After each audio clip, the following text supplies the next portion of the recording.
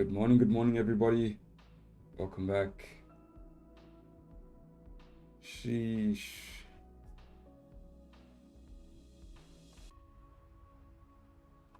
Yeah, let's see if London session can give us some nice movement today, and we can say sheesh when we take some nice trades here. So yeah, sorry about yesterday, guys. That was just out of my control. The weather's been terrible lately. It's still raining today, and my internet just cut out yesterday. So hopefully we've got a smooth sailing session this morning. If it does go down, we'll make a plan for members, even if it's just signals. But yeah, let's get into the breakdown. No volume today. Volume as in sound or what, brother? No, your sound is good on YouTube and Zoom. Okay, I think it just means on gold. Yeah, no volume yet. We'll see about that. I'm sure there will be volume today.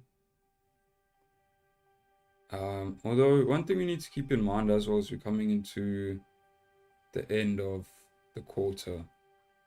So last couple of days of the month and the quarter as well. Yeah, we'll see how things go. We could get, I think gold right now is looking pretty good to continue down into like 1900. Looking at the daily. So this is what I just want to focus on here is the daily candle. You can see we had that break below that range. Alright, been talking about this for a while. We had a pullback, didn't quite pull back to where I wanted to. But I mean, looking at that daily candle yesterday, that just shouts that we're looking good here to continue moving down, like I say, to about 1904 or 1900. We also have this ECB Central Banking Forum this week, and today is where we see this collection of head central bank speakers. So we got President Lagarde for the ECB, Governor Bailey for Bank of England, Governor Ueda for the Bank of Japan, and the one and only Jay Powell there for the Fed. So I think that will be quite interesting.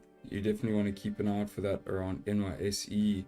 Maybe we don't have much volume up until then, and maybe things pop off when these guys get speaking. But we are coming off some good data for the dollar yesterday. I don't think this is loaded.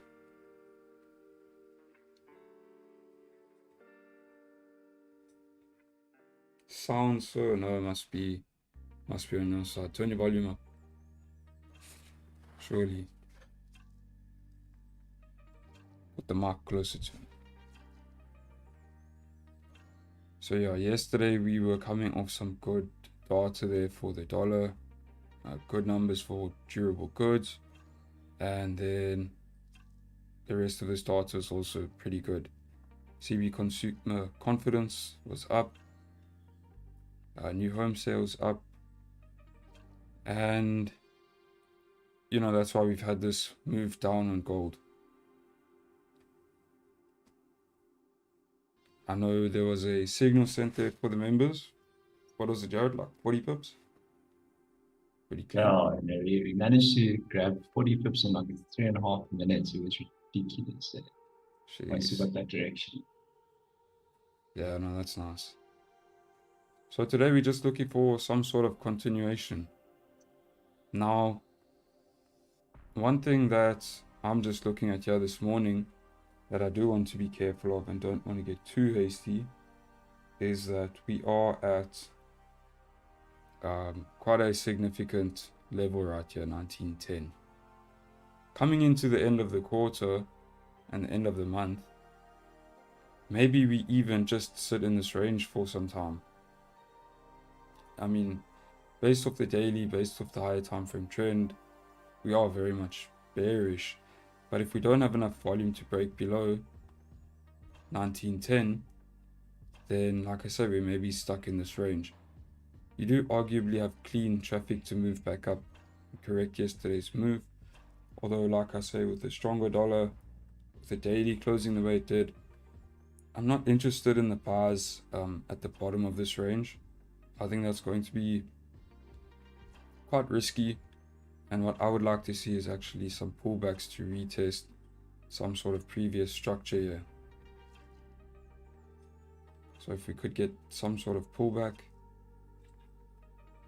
resistance formed, and then start to look for these sells, you know, at least targeting 1910, but I would like to see us actually move down to like 1904. Other than that, obviously, if we get the breaks below 1910, you're looking good there to continue moving down. So you can see what I've got marked up here. I do just want to see these pullbacks to retest some sort of previous structure before looking for trades in this range.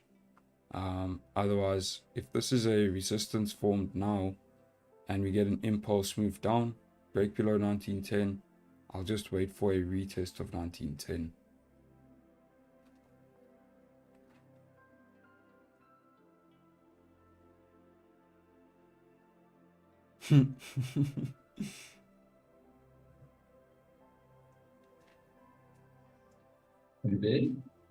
No, laughing at your comment there. We'll take 6 to 7 business days.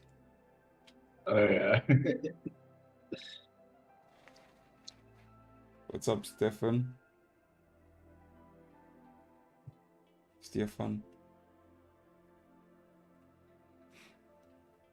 Then for bars, like I say, I mean, we may get reactions of 1910 and actually correct yesterday's move, but with the higher time frame trend and stronger dollar, it's not something that I would bet on. But yeah, maybe if we do have lower volume coming into the end of the quarter, we just are stuck in this range for a bit, and we'll see what happens. But we're looking good today.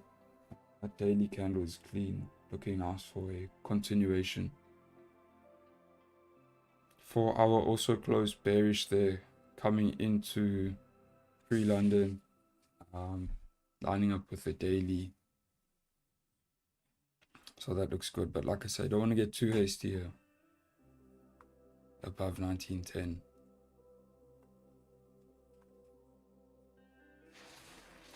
Move these arrows.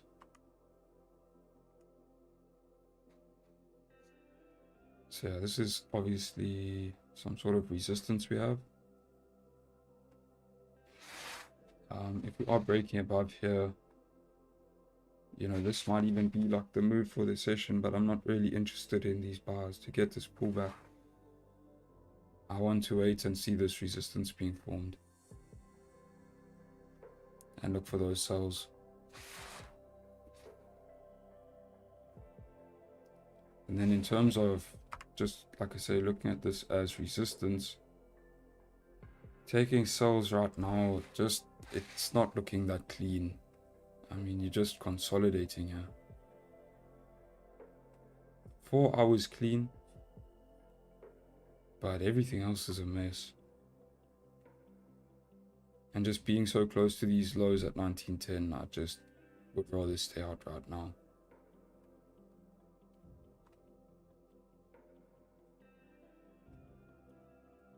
So like, ideas like that would be more of a scope, but like I say, personally, I'm going to sit out of that idea for now.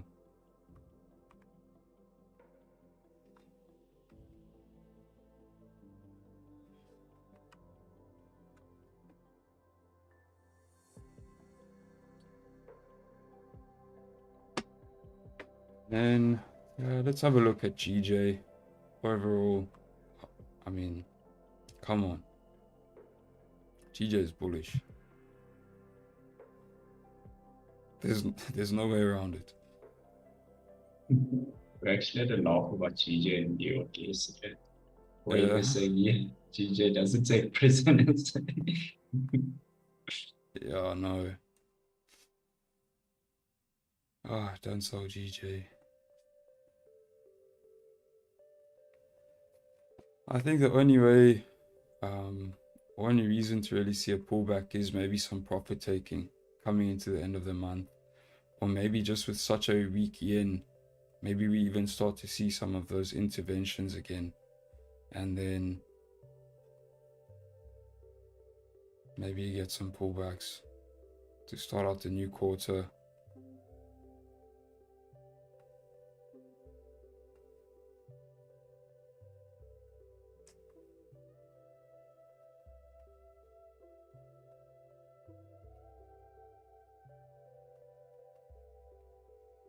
But I mean, for now, as you can see, this is just straight bullish. Looks like we've even formed a bit of support here coming into London Open.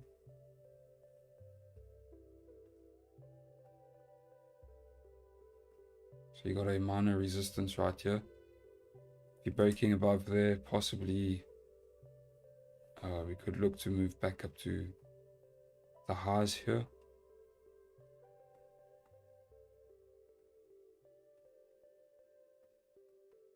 Otherwise, I wouldn't be surprised if you did get a slightly deeper pullback, maybe to retest 183.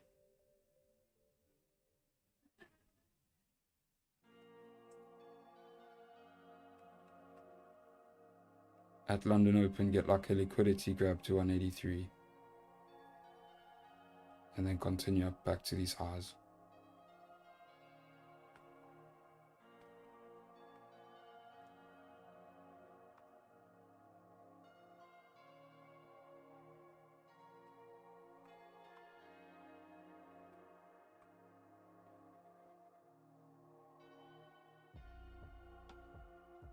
Morning, gang. Connor, any chance you could look at crude oil and give your analysis when you get a chance? I will do.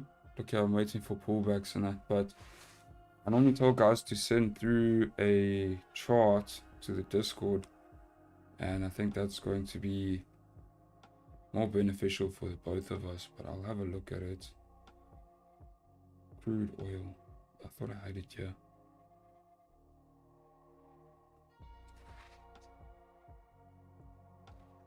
Would it be WTR?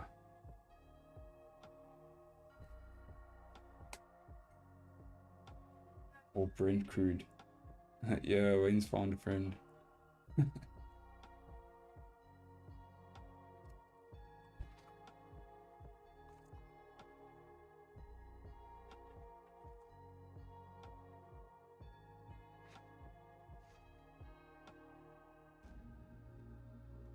I'm not too sure which one it is.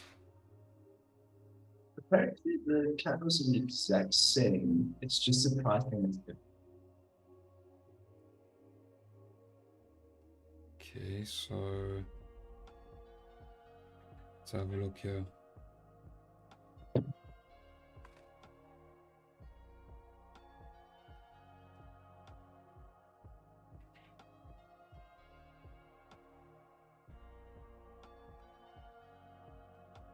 Definitely in an interesting zone. So I'm just trying to get a higher time frame overview here. Yeah, this is a very, very interesting zone.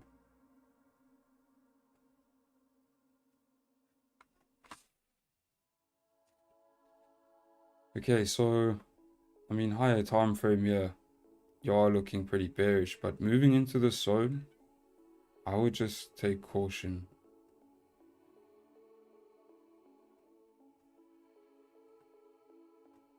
I think if you are getting a break out of this range or breaks below, let's call it 65, that's probably your key level there.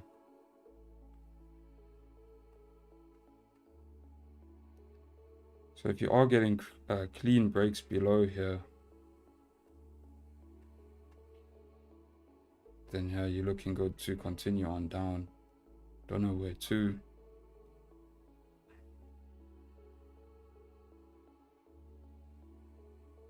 Maybe like 55, 58.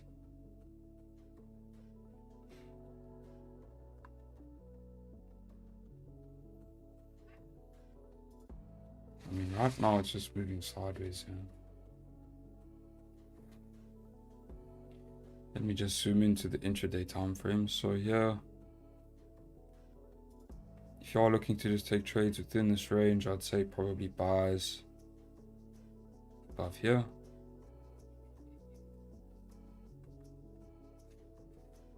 Looking to come up to the highs here.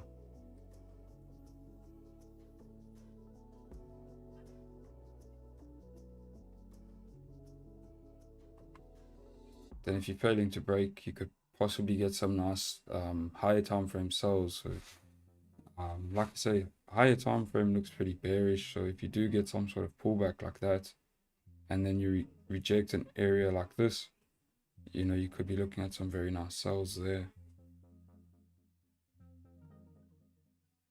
Send your chart, bro.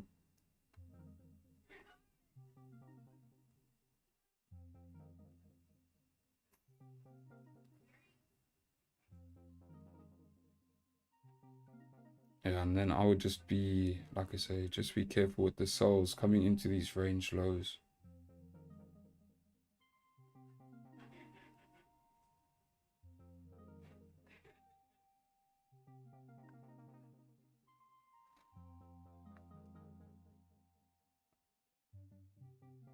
Potential bars of 67.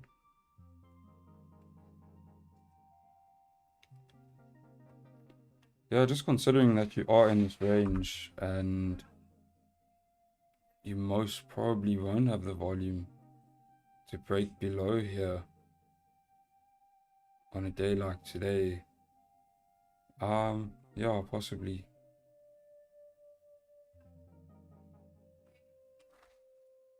I mean, I'm assuming you use a stop loss and everything, but I would just say if you are taking the bars of 67, you know, at least you can have like a pretty tight stop and then just cut your losses very quickly if it's going against you.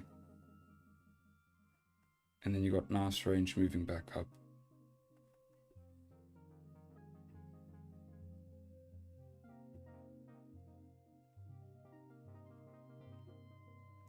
Yeah, right now you're just in a range right at the bottom of the range. So like I say, without enough volume to break lower, bars of the lows, not the worst shot.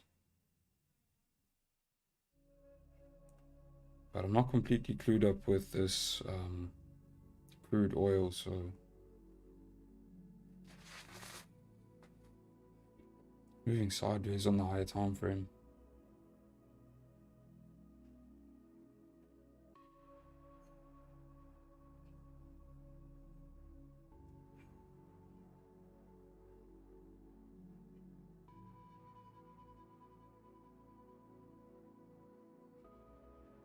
What are you on today, XAU Goblin?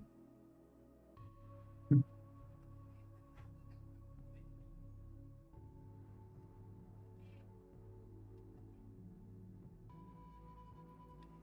think, James, you should actually be asking Wayne what's the analysis there for crude oil.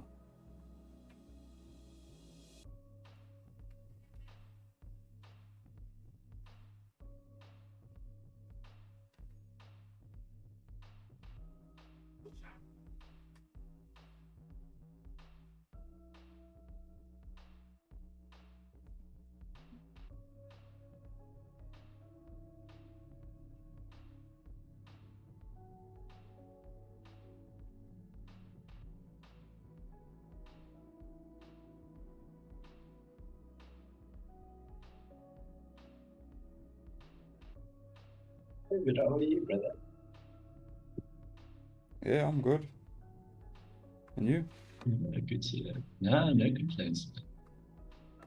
No, just vibing, eh? Yeah, the coldest area in Pretoria. Dude, last night,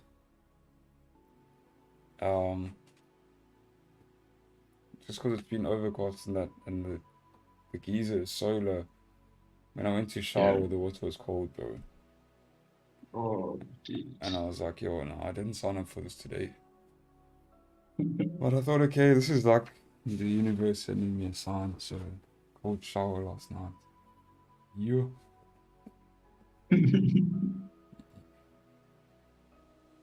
It's true. Now, cold showers ain't it, bro. Like, yo, I don't know how Coffee does those cold plunges in the morning, dude. Yeah, and it's just like, it's the fact that it's already so cold, you know? It's like you get out of bed, it's freezing, and now you have to go jump in freezing Yeah. water. Suppose that's the whole point of it, like to make you mentally resilient. Now, how I make myself mentally resilient is I really want to do that, right? Like jump in the pool, but I stop myself from doing it. So it also works on my mental resilience. So. Good point, bro. Yeah, you see, so I think we both work on our mentals just as much. Yeah, thanks. I don't know if you saw that message I sent you with the Which podcast. I did check it, but I haven't watched the podcast yet. I'll watch it today at the gym. I just found it But I very know interesting. I've heard it in a while before. Yeah, you'll probably recognize him as well. But this Kapil Gupta, bro, Yeah. his stuff is very different. Like, I don't think a lot of people really grasp what he's saying, but I found it very interesting. And he talks about prescriptions. So prescriptions being like, let's say, I'm thinking about now. Okay, so for instance, post the link to YouTube, link. so if anybody does want to go watch it, you can go watch it. Yeah. But yeah. So for instance, what comes to mind for me is like the one day where I took that impulse entry and the guy said, you must always wait for a retest. That you must. Yeah. That is a prescription.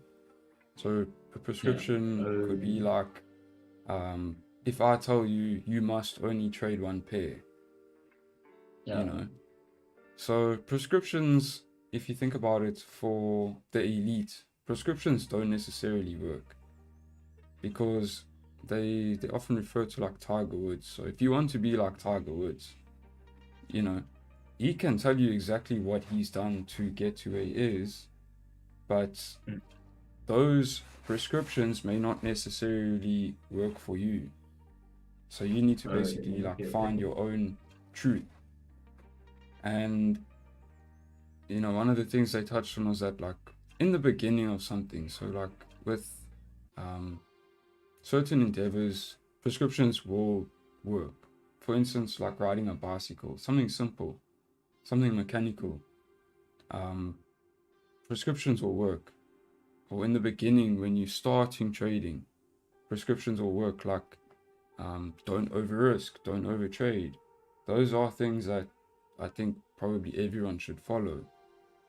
But when it comes to like now with the mentorship and that, I just think about it as well.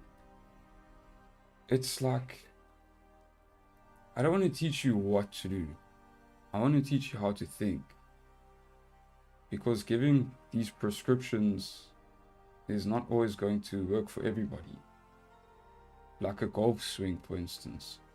You know, you can tell someone do this, that, but at the end of the day, I think it comes down to the feel and the swing, like what works for you. You know, and that takes time and experience. I don't know, I just found it really interesting. I mean, that is really interesting. But I mean, that's a fair point, because, you know, we could easily just sit down and say, well, you know, let's think of 10 rules that the guy should follow, and then just copy paste that to everybody. And then boom, there's how to be a successful trader. There's how to make money. You know, but you can't, it's not as dry and cut as that. You know, like one guy will really be struggling to pull the trigger, where the other guy hasn't stopped pulling the trigger. Yeah, exactly. One guy maxes out on leverage, but the one guy stuck on 0.01 for majority of his trading career. And you know, the one guy's blowing accounts, and the other one just he doesn't even want to deposit. So there's so many different things in your trading journey. Like, I mean, the difference of, you hear one guy that's like, oh, I listened to good advice, it resonated with me, and I was able to get a funded withdrawal within 3 months. Great. And then the other guy, he's screwed up. He just could not stick to it. It's something like always on his shoulder that's just eating at it, eating at it, eating at it. And it's like, sometimes, it comes down to the person. And do they want to listen to the advice? Maybe not. But sometimes the advice just doesn't regulate. And you do find, well, it doesn't resonate. You need to find, different routes of approaching, giving a different learning style. Maybe that whole method of one trade a day, 1% risk, just is not working for that person. You need to find out a different way that's going to achieve similar results. Yeah. But I've always had that basic understanding of like prescriptions, and that's why I really like it, because it's put some of my thoughts into words basically. Because I've always understood that trading is not a cookie cutter, like you can't have this cookie cutter approach to teaching or mentoring. Yeah, you need to, sorry, I just saw a comment there. And that's why we do the report cards for the members, so that they can give feedback and what they're going through, what they're struggling with, so that we can help find solutions for that particular person's issues. But at the end of the day, even when we speak to the members, most of those things we say are just suggestions and ideas for them to try out, and they have to go try them themselves. And most of the time it's things that we've been through and we've used ourselves, but it may not work for them. And that's why it's a constant process of, fill in the weekly report card, get back to us, and we can assist you, we can help you find solutions. But I mean, like you do really get it.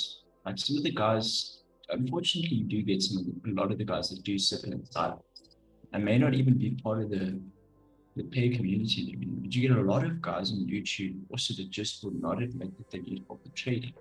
I don't know if it's a pride thing, but a lot of the time when it comes to money, everybody wants to act like they're doing very, very well. Everybody wants to act like, I mean, it's a thing that I spoke to you the other day about, like, everybody wants to act like they're earning 30,000 Rand a month instead of actually earning fucking 30,000. And it's the same thing with trading. Nobody can admit, bro, I'm really going wrong. And then when the guys do join the memberships and they see that they've played, and they have the ability to reach out, they've got 2 mentors, but, maybe they lean a bit more to Connor and they really, really get on Connor very well. And just resonates and they're able to sort through the issues with him, or vice versa, or maybe even the both of us.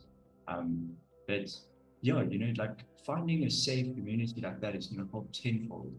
And then also, I was thinking about it last night, because there's one other trader that I check now on Instagram.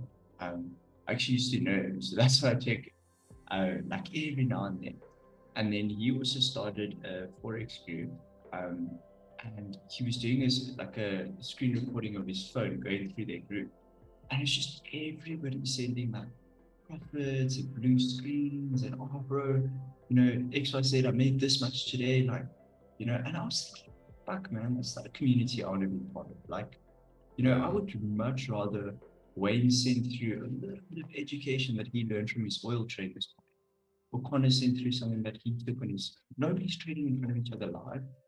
People are just having good days, send their screenshots, and then they don't chat for another 2 weeks until they get a good day again. And they're like, oh bro, I'm doing so well, I'm doing amazing, look at all this profit. A community like that will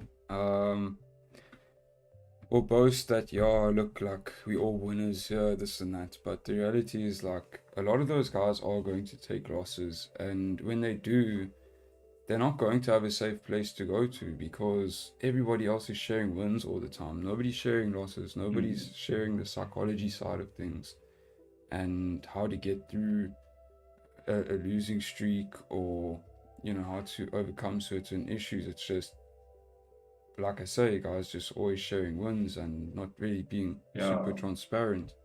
And that doesn't really allow a safe space for guys who are struggling and who are Yeah, there most wanting to learn definitely. and get better. Because, you know, if all you're doing is sharing wins, like, who is that benefiting? That's Yeah. why I don't like when guys share wins and that in the Discord. It's not because I'm not happy for you for taking a win, but what's one winning trade? It's nothing. Who's it benefiting to share that? It's nothing. Share the Mm. idea behind the trade. Share the analysis before you take the trade.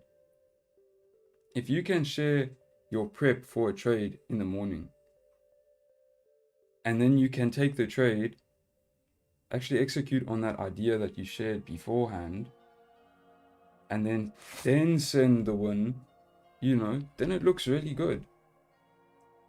Because you've showed your preparation, you've showed your thought process through it. Who is it benefiting to share that?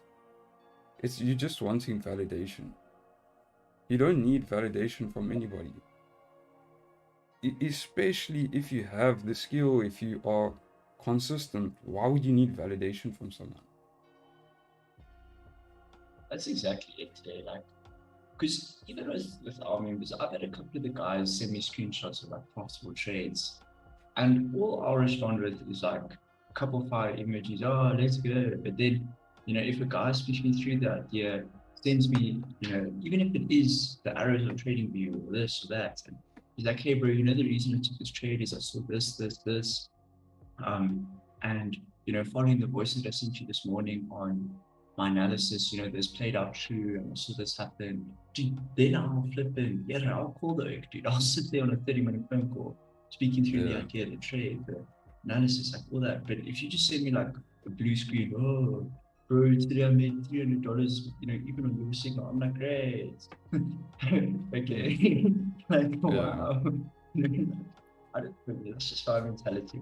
Because at the end of the day, let's say something happens to me and Connor tomorrow. Like, how far those balloon screens can edge? Like, nowhere. But if you've been in the community for a few months, you're able to actually fish instead of just eating our fish. That's like 10 times better, because then you can actually go ahead and run with it. So you can actually, put food on your own table. I kind of hate the idea of signals for just the guys that are doing absolutely nothing. I like the idea of an alert. Like, cool. Like even some of the guys will see, okay, we're looking for sales here. They'll jump on, do their own little bit of analysis at that point because they agree with our strategy. But they won't necessarily take the trade 100%. But, just to show profits and, oh, look what I made today. I don't give a shit. How are you doing over 6 months? How are you doing over a year? Let's speak about that. Are what you're doing actually, like, is it long-term possible? Are you actually able to repeat that? That's the whole part of it. You know what I mean? mm. And that's why with the report card, you know, we never ask like how much you made this week. We ask, you know, we we ask questions that get you to reflect on where your focus was. You know, where you focused more on the profits or on the process. And then we have this system called red and green days, where a red day is a day where you didn't follow your trading plan. Basically, you went off your trading plan. And even if you made money that day, it's still a red day. And on a green day is obviously where you did follow your rules, you followed your trading plan. And even if you lost that day, it's still a green day because you followed your trading plan. And that's where we want the focus to be. And at the end of the day, like this conversation started with the prescriptions and that, and I think that is still relatively prescriptive, like, but I think that's the right direction you should be moving in, focusing more on the process, building the discipline, because that's the only way you're going to get to the destination. You want to be a consistent trader, you want to make a lot of money. The only way you're going to do that is to be able to have a system and to be able to follow it. And that's what we're trying to get put into place. I'm trying to teach you that correct thought process and not reward bad habits, not just bad habits, but when I can see that your focus is in the wrong place. And I've said that to guys in the YouTube chat as well. Some guys come in, they'll say something in the chat, and I know immediately their focus is just in the wrong place.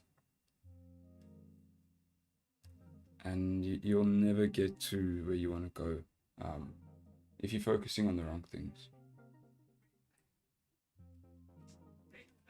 Yeah, you need like a whole mindset shift. You need to like really start putting the horse in front of the cart.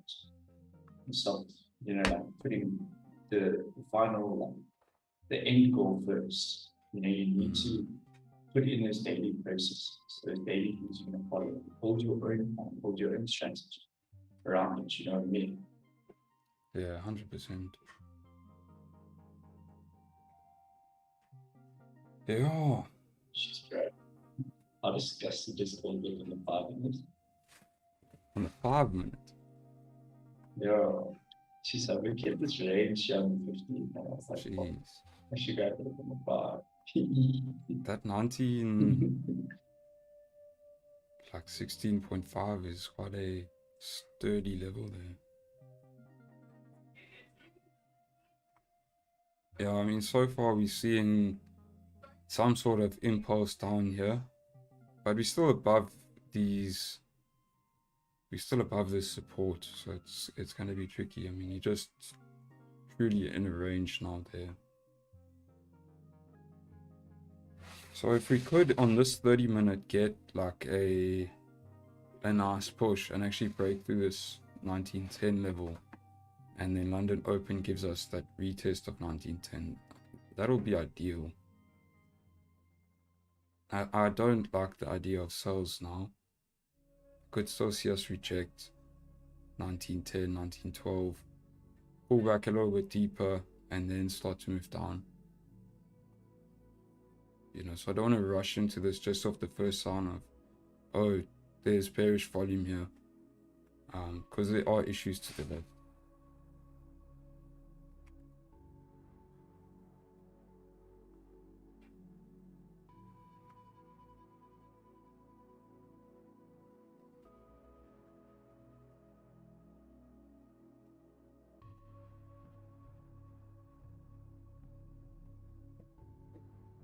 See, something about Dunbo's stream. Yeah, that's pretty cool, man. Yeah. You mentioned it. But now I want to see what they had to say. Now I'm kind of interested.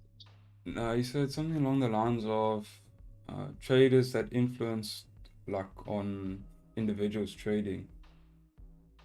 That's what he says. So must have influenced someone in their trading. Lovely. Hope it was in a good way, or beneficial way, should I say.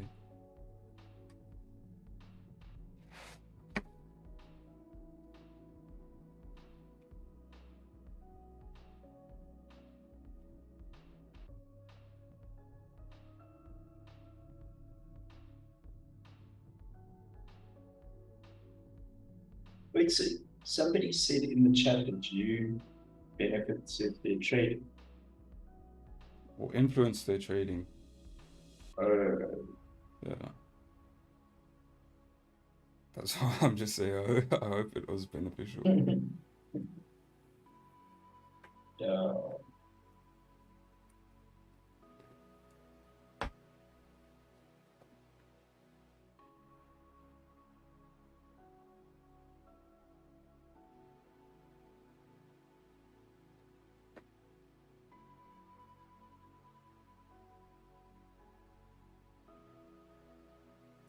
Four hours looking pretty good there. Broke previous 4-hour lows.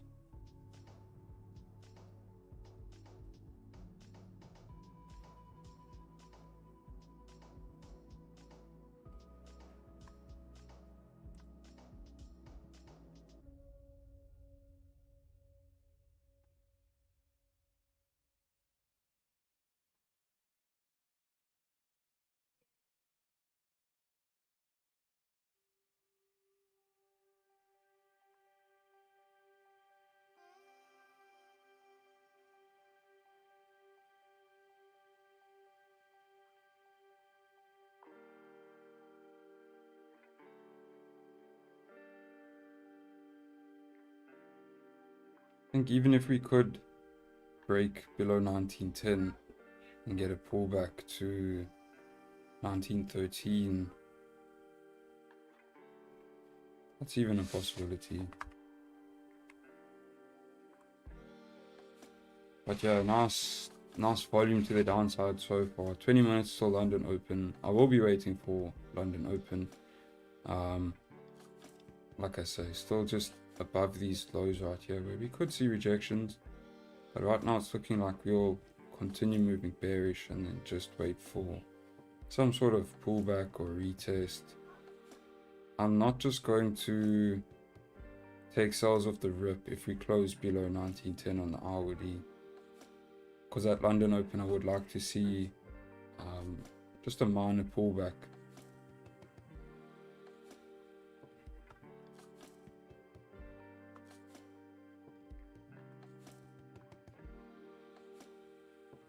You know, what I noticed was that with some of the impulse trades that I was taking, this was kind of like the move that I would have been catching previously, and then these trades eventually come back to break even. So oftentimes you do get pullbacks. You may even pull back to like 1915 after this impulsive move, find resistance, and then continue moving down. And we actually saw that yesterday in London session where pre-London you had this impulsive move down, you literally corrected it and then found resistance, so basically just a pullback. And then looking basically at the candle bodies, you know, you could see that we were failing to create new highs. So we had that impulsive move, pullback, continuation. So if you're just looking at it like this, I wonder if I can pluck this out.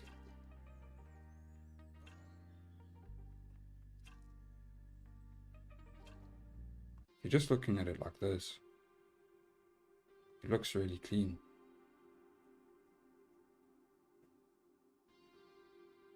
Clean impulsive move down, pullback or correction, resistance formed, continuation down.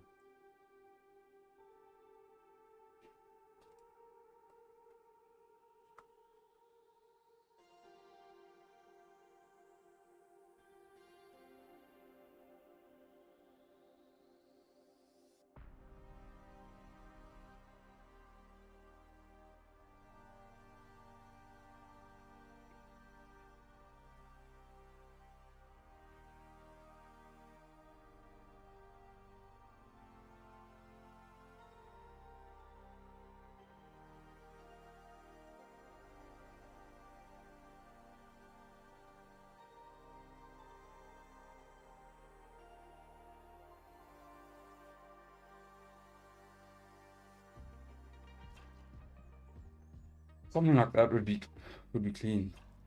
Would be very clean.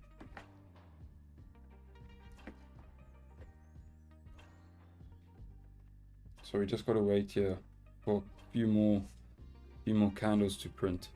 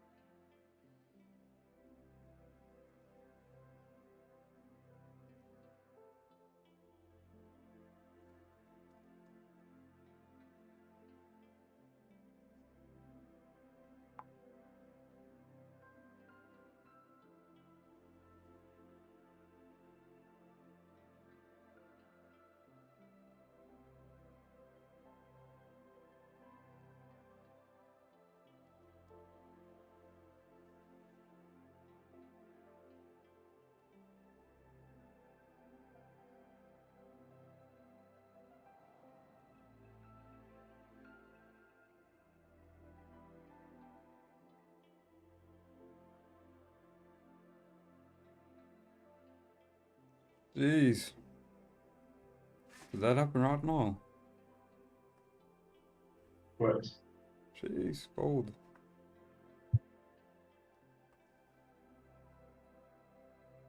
Oh, yeah. I love it. She's moving, man. It's fine, it'll come back. It'll come back. Like if you're in bars, just ignore what I just said. But if you're waiting for souls, stay positive, it'll come back. But yeah, we're just breaking below 1910 now. The way we impulsed into it, you may even still see those rejections. But with 15 minutes to go till London Open, there's no rush. You're not missing out on anything. I promise you that. Just be patient, yeah.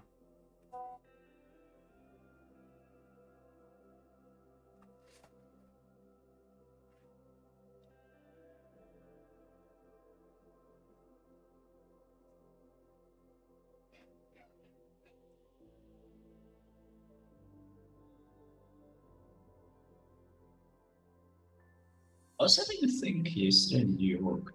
Where are you actually looking to target for yourselves coming to the downside? Um, 1900 is just a nice round number, but 1904 on the daily. You can also see the support here on the 4-hour. 1904. Yeah, 1904 looks solid. And then on the hourly, going down to the hourly, 1902 looks like a nice level. At least like for today. But I mean, I suppose there is range further down. But yeah, 1902 looks like a solid target for today. But let's just zoom out here, get like a higher time frame perspective. Because I could see us coming down lower than that. 1890, I know was quite a strong level in the past. Yeah, 1890. 1855. I mean, like on the weekly, this is clean traffic down to 1815. But yeah, we'll see. We'll see how things go. I don't think we'll have such impulsive moves down like we saw on the way up. You know, this was from that SVB collapse and that. But you may start to see us trending more like this. Like we did last year. Maybe not even as aggressive as last year. But maybe something more like this.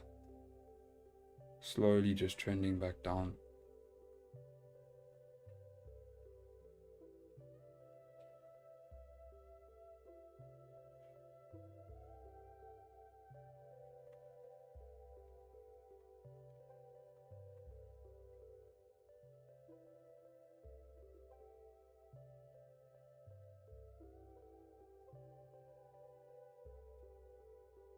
Now I'm going to say 1875.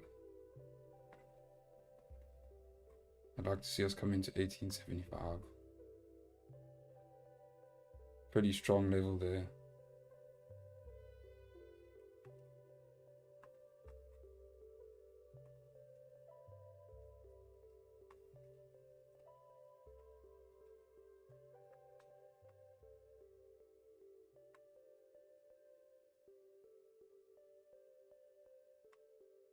A bit late to the party. Shot, can't appreciate it, bro.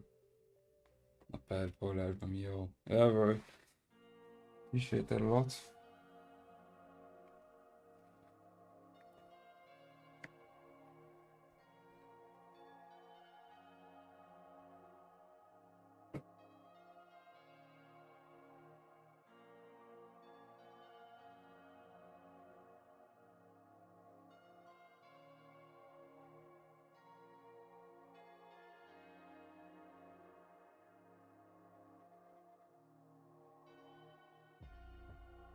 Have the garden services work in the background? Just let me know if it gets too much. This background noise.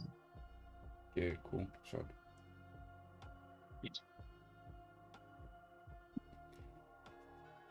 Quite philosophical thoughts I get most days when looking at them charts.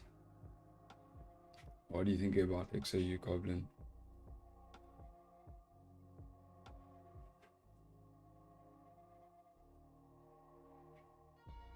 Can't do that candle and the market printed it.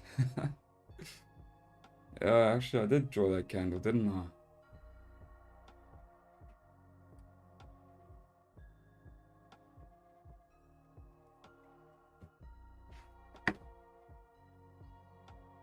Now let's see if it does the other candles I drew out. And we'll get some nice sells.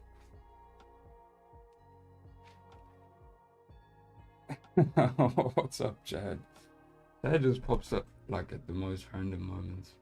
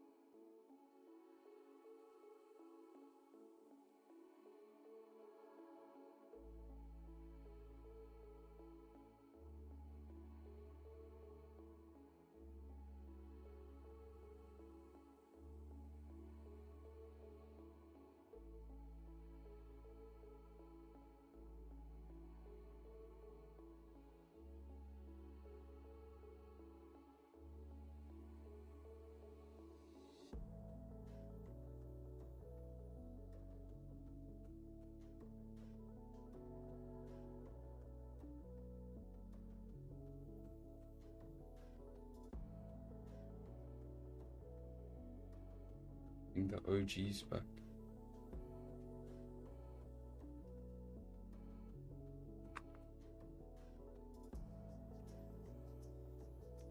I would actually like to see us close below here. Like I say, at London Open, I'm probably not going to do sell stops on the break of the low of the rib. I would still like to see a pullback, or at least a top wick on the hourly to maybe retest like 1912.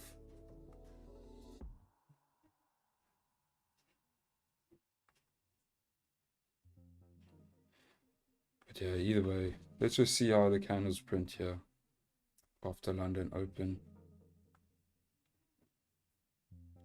GJ looks like he might get that pullback to 183.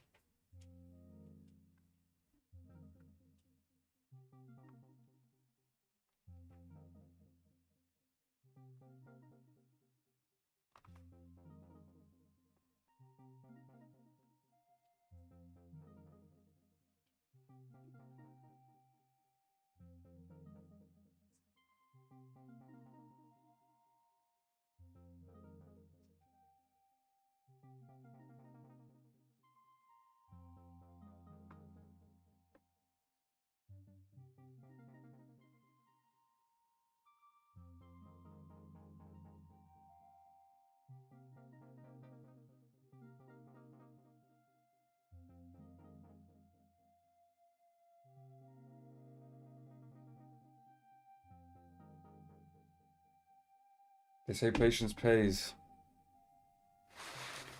Leave it pays today.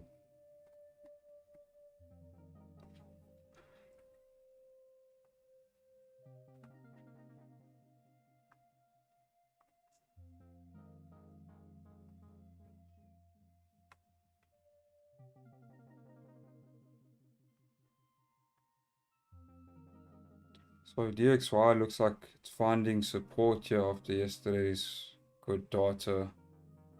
Looking to continue on up to 103. Overall,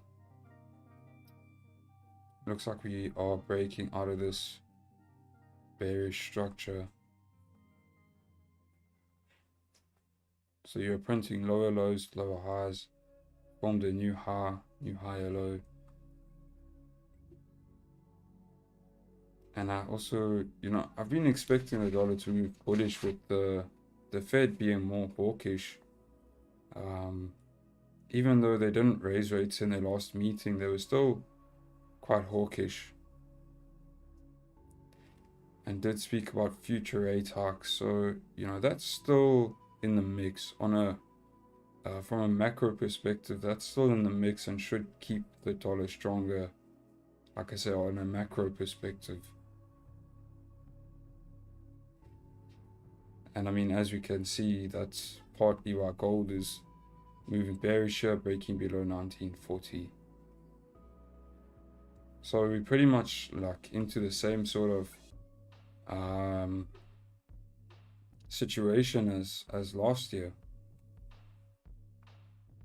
Basically like the first 6-7 months of last year up until October, where those rate hikes were holding the most weight and we were very bearish here on gold.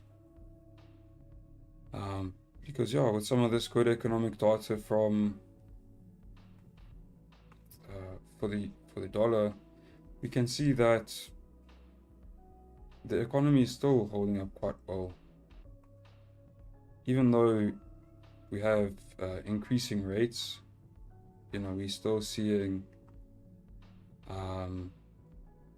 good consumer confidence, still selling homes and so forth. So that's taking a bit of that demand away from gold and feeding into dollar strength at the same time.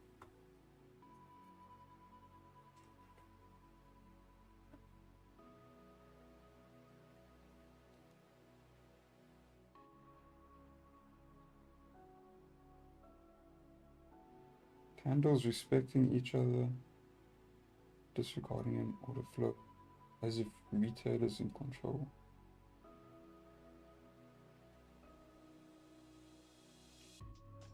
Big liquidity providers processing and brokers orders through ECN models correlating.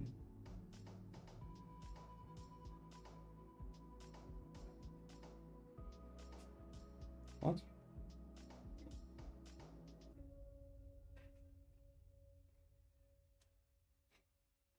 I've always said that institutions don't look at candles. The guy who bought a course from on Instagram who said trade like institutional trader was lying to you. Even guys who are reading price action, we are just looking at things that have happened over and over again.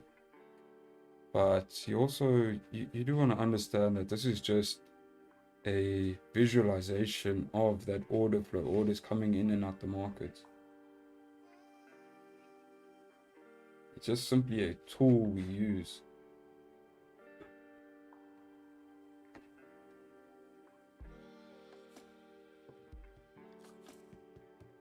I don't know how else to put it, but I know even I put a lot of emphasis on candlesticks and technicals, which it's a big part of retail trading and you do need it. There's no denying that, but it is good to understand the fundamental side as well. But at the end of the day, order flow is certainly not dictated by candlesticks or technical analysis.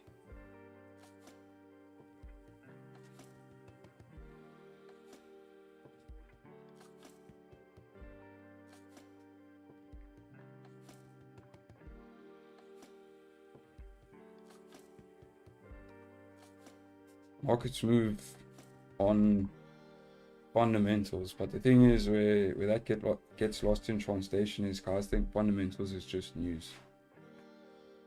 Fundamentals is also human psychology. So you got fear, greed, of course, those are basic, but you got the concept of pricing in, you've got pricing in of expectations. There's all of these things. It's very difficult to really like put it all together, but it's definitely beneficial to look into it and study it.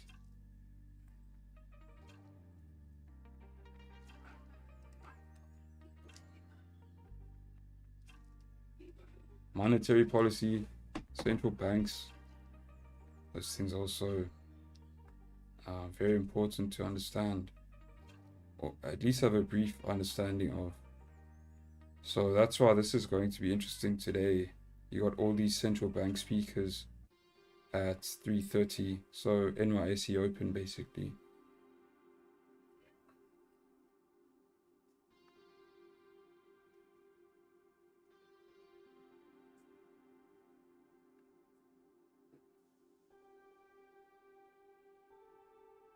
Okay, London open in 30 seconds. Closing very nice and bearish here. We're still right at these lows at 1910. So let's see what happens here. Maybe we do get a push now at London open, but I would still like to see us come back to retest 1910. Otherwise, if we close like this, you know, maybe still just see if we get that retest of like 1913.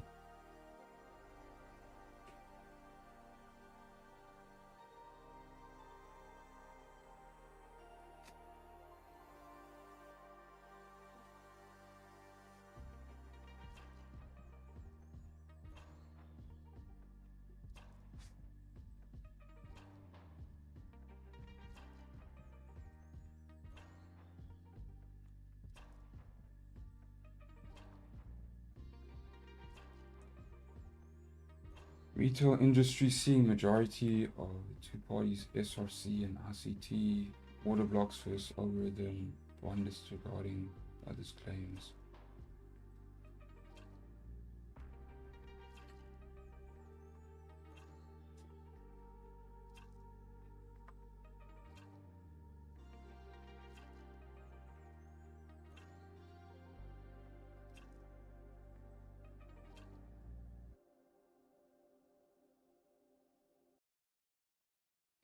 Let me just keep quiet.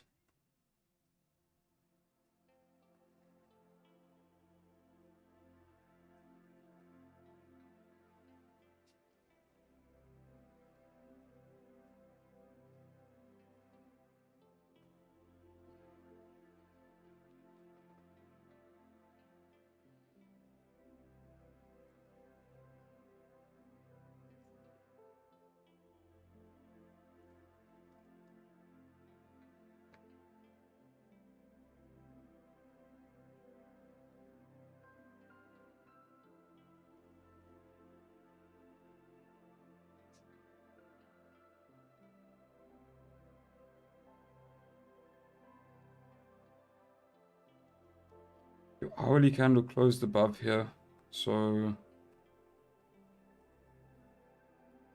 yeah, just be careful with that.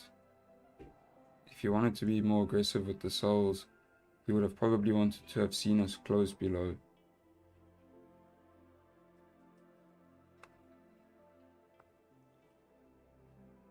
If we do come and break the previous 15-minute low, it's not looking bad, but like I say, that hourly candle I would have liked to have seen closing below though.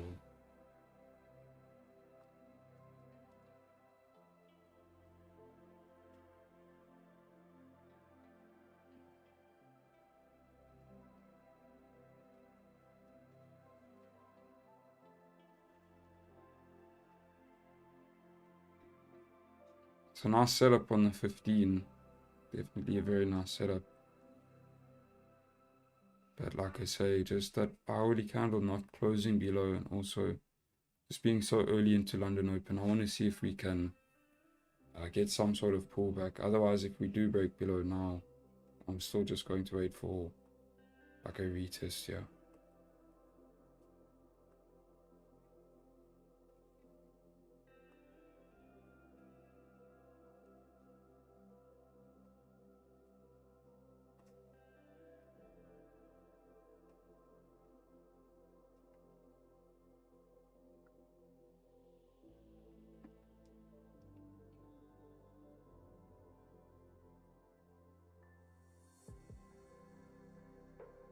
the end of the day, everything works as long as you're making money. Exactly. I almost defended SMC there forward. Just because I was like, bro, all of that is bullshit. If you find something that works, it works.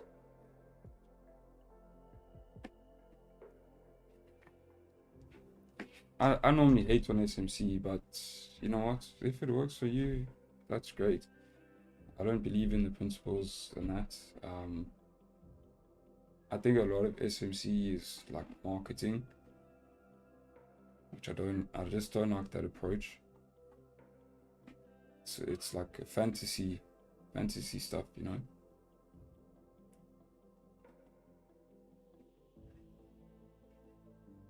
I think most guys who do SMC and are profitable are incorporating some level of price action anyway, so not just focus on what works, the price action. Whatever works for you guys. I'm getting massive results with SMC. Exactly. There's someone at SMC that's working. Well done, bro.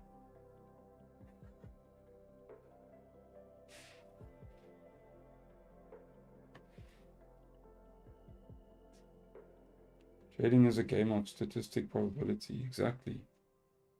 Just need to find your edge. Whatever the fuck you want to call your edge. SMC, RCT, RCT, whatever, bro. It actually doesn't matter. It really doesn't matter. Find something that works for you. Call it whatever you want. You're gonna make money.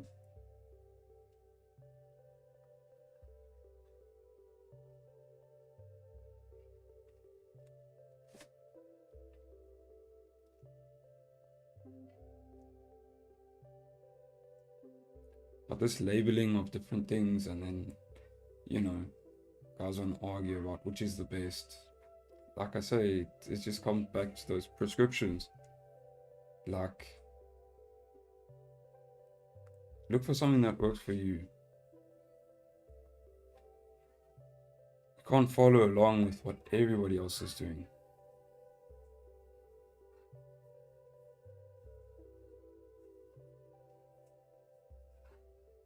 Whatever floats your boat. Yeah. You cut out there, Jared. Whatever floats your boat. Yeah. Whatever floats your boat.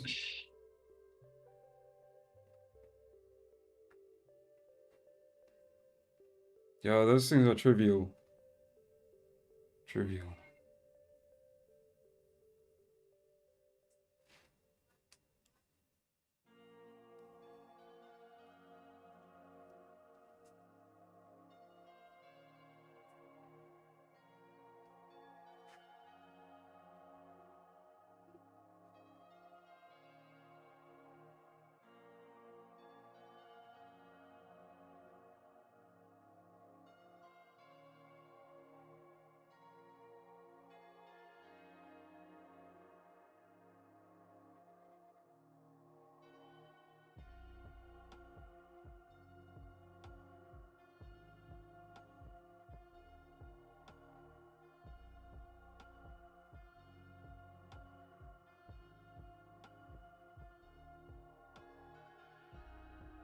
Those were the weekly lows we broke, huh?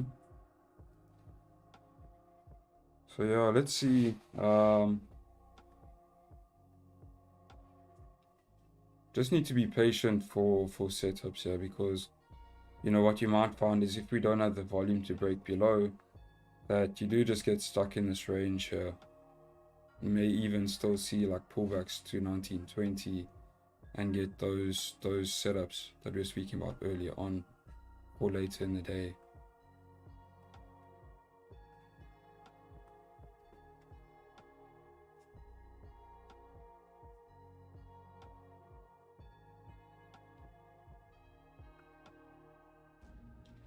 But this is quite typical of gold. You see this often, you know, we'll break some sort of low, we'll pull back, or we'll get an impulsive move pre-London, we'll correct it, form resistance, and then continue on bearish.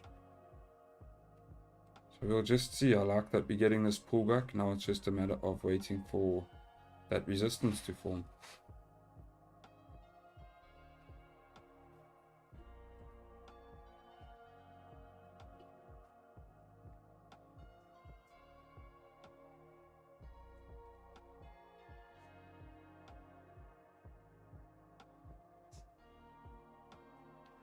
It's all in your mind. Yeah, it is.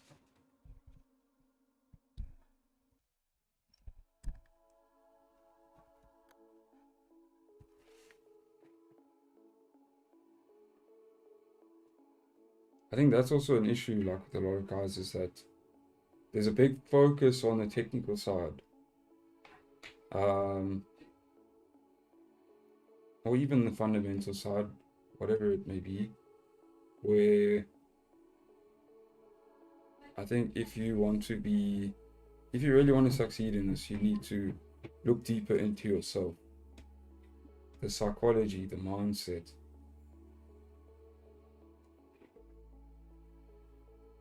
Those are probably the most important aspects.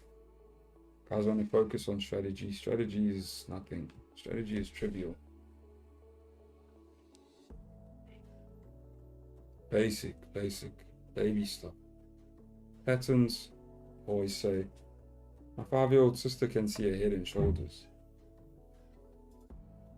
But that doesn't mean she can trade. That doesn't mean she has the self-awareness to be consistent and work through the difficulties, the psychological challenges trading presents. And when most people are presented with those challenges, they look into technicals. Oh no, I did this wrong. So and so said I must do this, following prescriptions, like I say. So that's why I keep going back to that podcast that I mentioned this morning, because I just think it's very interesting. It really applies well to trading. Can't follow prescriptions. Understand you need to find something that works for you. Understand yourself. How do you know? Let her take a London stream and give you your account. Mad.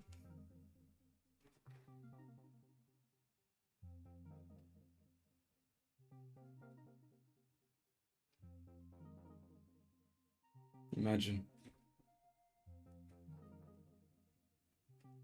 I think I should do that. Maybe I'll make like a YouTube video, and I'll give my older, not my older, but like my older sister a demo account. See if I can get her to grow it. Flips the account one day.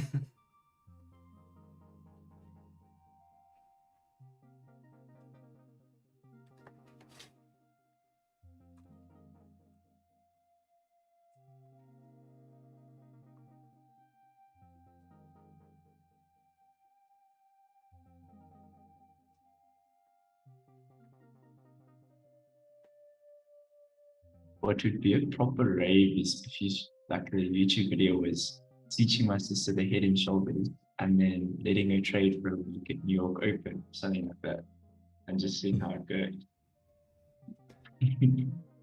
I think if like one of the most easy ways to do it, and then just letting her do it. I think if I had to teach her, I would say like I'd give her gold, and I'd give her one setup to trade.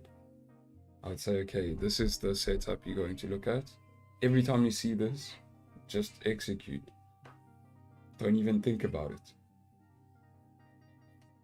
Just teach you how to place a stop loss and that. And Bob's your uncle. I think that like pure, I want to say like pure mind, not knowing too much, I think is actually quite good in trading. Simplicity.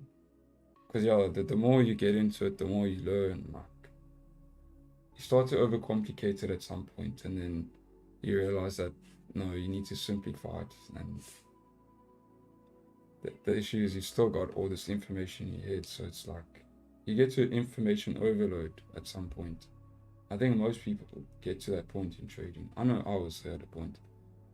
And that was one of the most difficult times. I'll never forget. It was just very frustrating, where I had Which just, times? this was like during lockdown. I had like different indicators on and this and that, and when I take a loss, I'd add another indicator, and it just went to shit. Like, I would look at the chart with all these indicators, and I'm like, this one says buy, this one says sell, this one says buy, sell. So what the fuck do I do? You know? And it was just very frustrating. Yes. Whereas I think if you keep it simple from the beginning and you get that correct guidance and you avoid all of that, she's, you're miles ahead.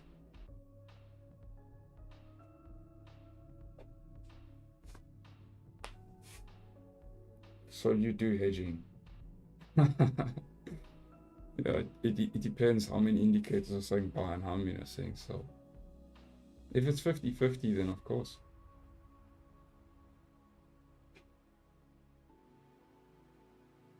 RCT fills your head with bull. You end up thinking you're above everyone else. Meanwhile, you're blowing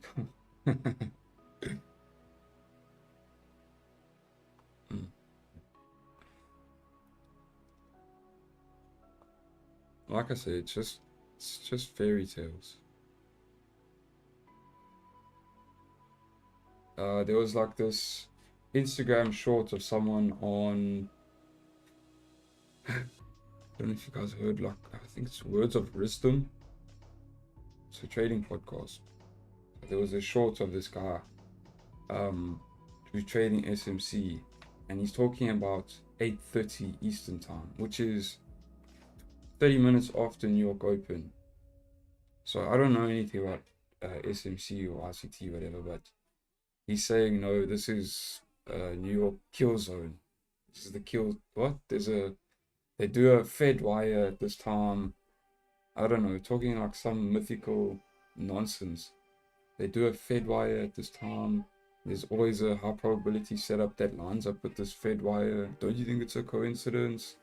Bro, it's no fucking coincidence. There's news at 2:30 most days. New York Open has just opened up. There's volume in the market. Duh. Like, you're gonna be at the chart that time anyway if you're trading. You don't need to come up with a conspiracy theory. Just be there and trade the price action.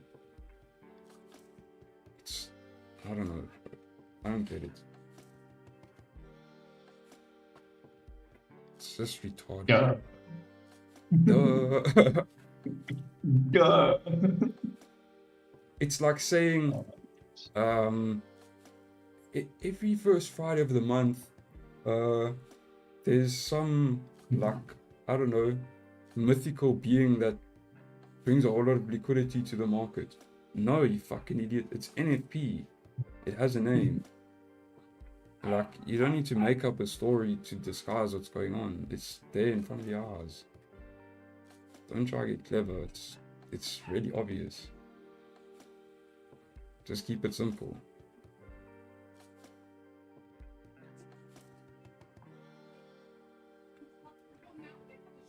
The overcomplication of strategies is just ridiculous, dude.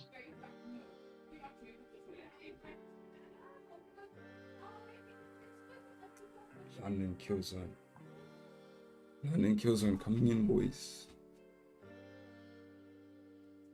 I got a course from Udemy on trading when I first started. The first couple of months, dude. And then I opened the course and everything, dude. I don't even think I got 10% of the way through it, dude. And this guy had like Excel spreadsheets, right? Like, dude, spreadsheets on different things that happen over like years and years and years and years and years of trading. Dude.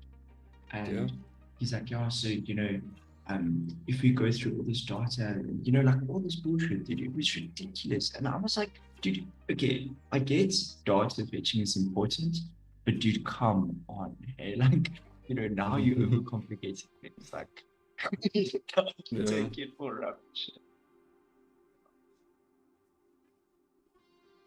You like themselves, eh? I think I also, I don't know if it was a download or what, but I'm sure I had a look at that Udemy thing. I never I never really like got into it or studied it, but I checked it out. It was during lockdown, I think. Yeah, there was a day trading course that I bought in Udemy. Because Udemy, oh, that's the biggest scam there is, because they they'll have like this flash sale where like 1,000 rand course is going for like 140 rand. Then they say, oh, it's 90% off this and that, 86% off for 24 hours. Then you're like, yo, I need to buy this course. Then you buy it, and then the 24 hours comes up, goes back to normal price for like 37 minutes, and then it's like on a 76% sale. And it feels ridiculous. Oh Like, shit. uh, Udemy is a different place.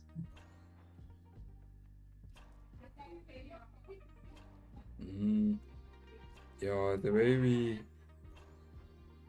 I like that you had like a nice topic on the first 15. If you break the lows now, you could start to move, but I think what I'll do is I'll wait for the 30 minutes at least.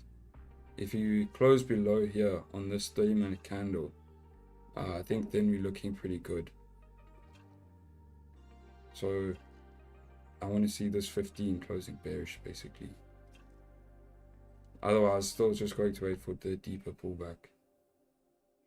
So let's see what happens in the next 9 minutes. Either you get a pullback, then we wait for that resistance to form, or we'll see if we close below 1910.5.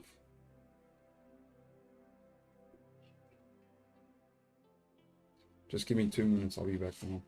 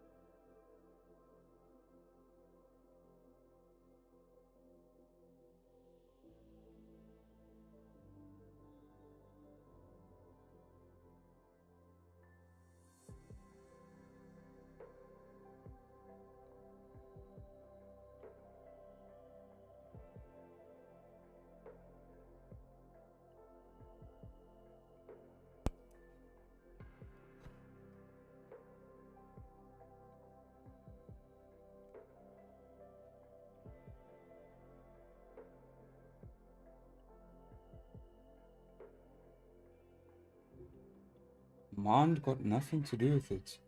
No, no. Mind has everything to do with it. It's all about the mind. Doesn't let me send messages on PC, only mobile. That is weird. I'm not too sure why that is.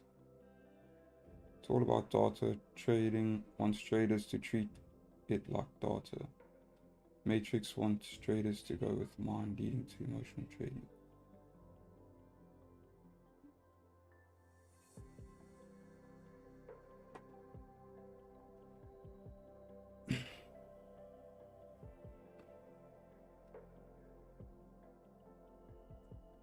Well, you're going to have emotions anyway, and to deal with those emotions, you need to develop the correct mindset.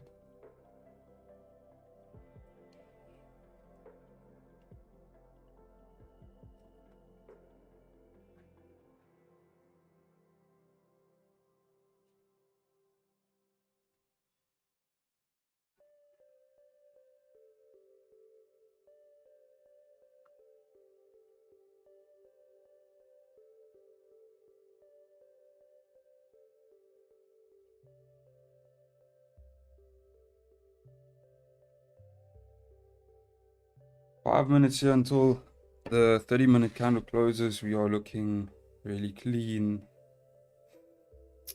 here on the 15-minute.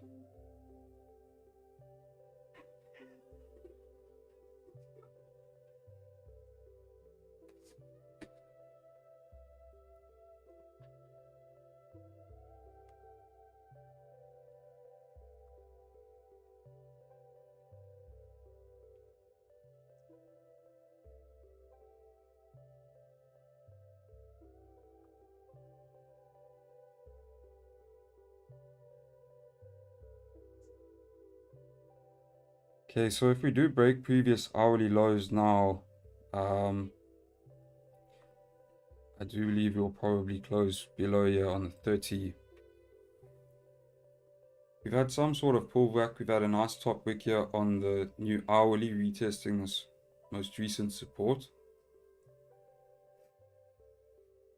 So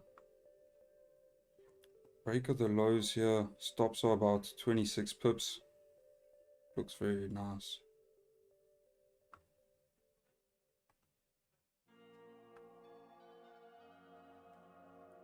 I'm actually going to set these sell stops now. Like I say, based off the hourly, we've got a nice top wick. We've had some sort of pullback here. Got some structure formed. So sell stop at 1909.55.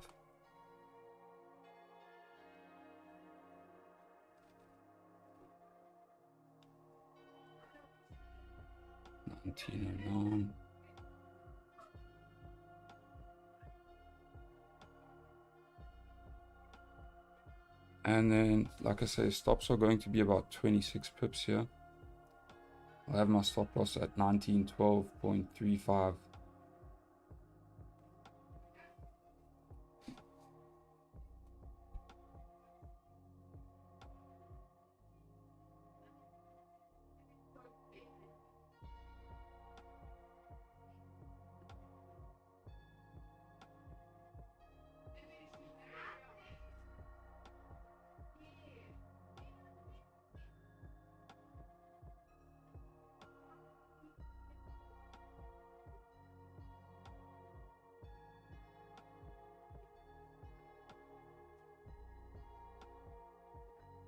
My broker, I've actually got the sell stop at 1909.6.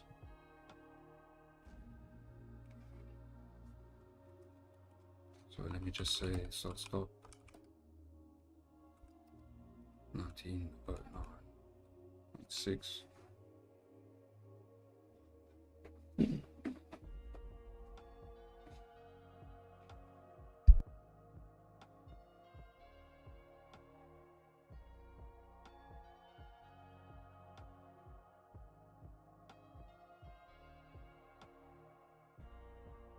Not in a trade at the moment. I've got sell stops here on the break of the lows, break of the previous hourly low.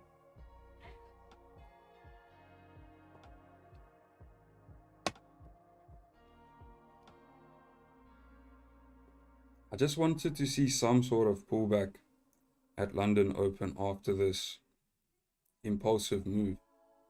Like I say, we retested this most recent support right here. So structure looks good. This 15 and 30 minutes are about to close in a minute. The way you are so bearish, we have all this bearish momentum. I think once we break these lows, we should be good here. Stops make a lot of sense above these highs. 26, 27 pips.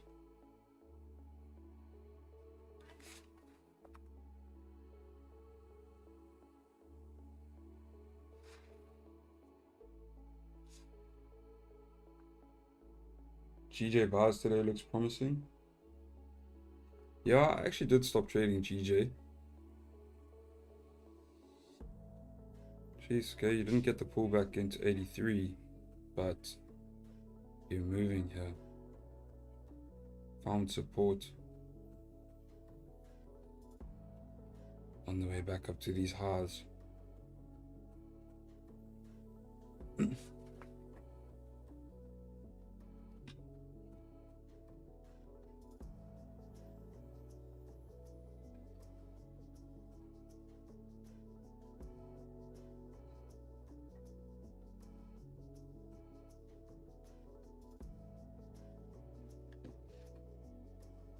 Alright, so new 30 minutes about to open up. We did close below there. So looking good here. Once we break the previous hourly low, my trade will be activated here.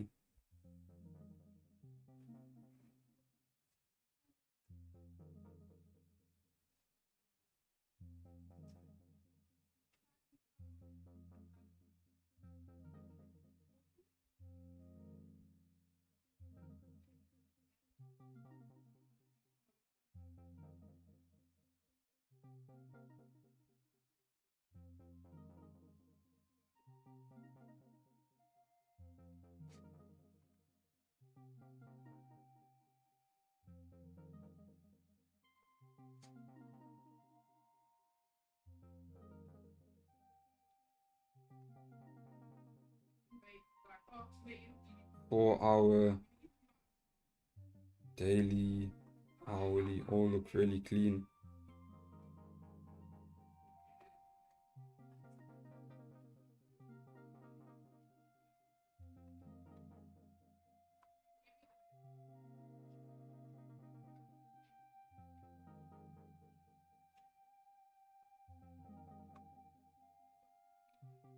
I would like to see us come into 1902, but I will have a break-even point at 1905. Probably secure the majority right there.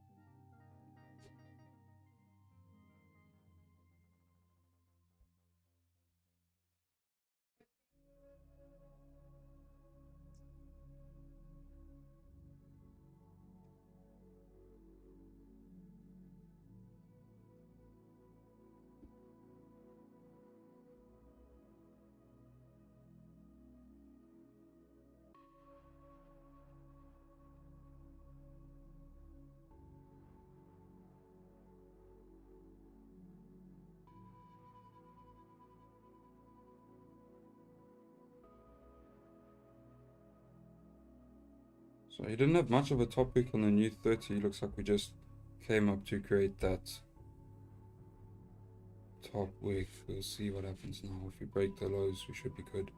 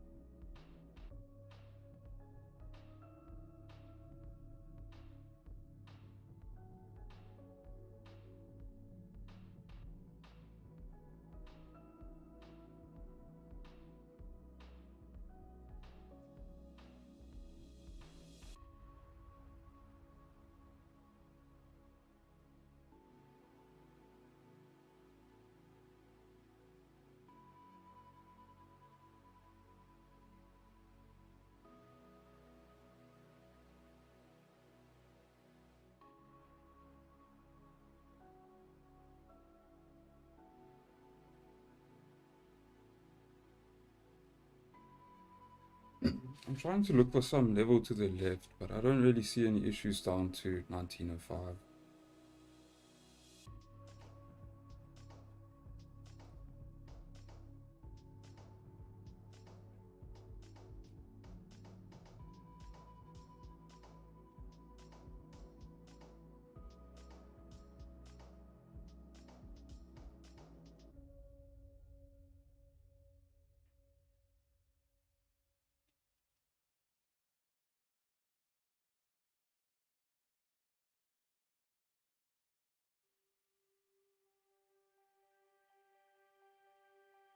Alright, looks like we're about to break those lows.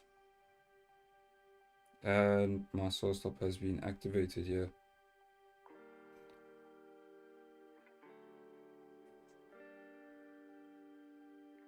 Doesn't look like we broke the lows, but I've been activated, so not sure if anybody else is in. But I'm in. My broker just broke the lows there. So guys, my sell stop has been activated at 1909.6. Stop loss is above the previous 30 at 1912.35.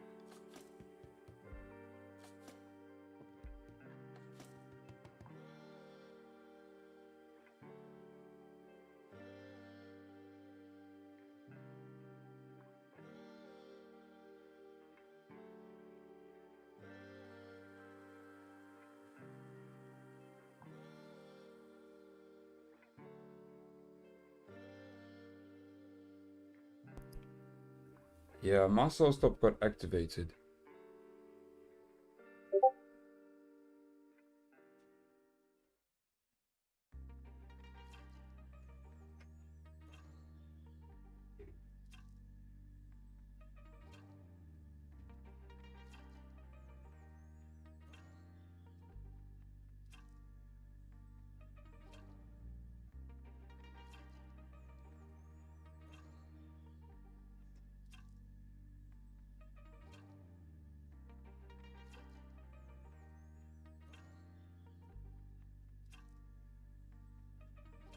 You've already had a breakout.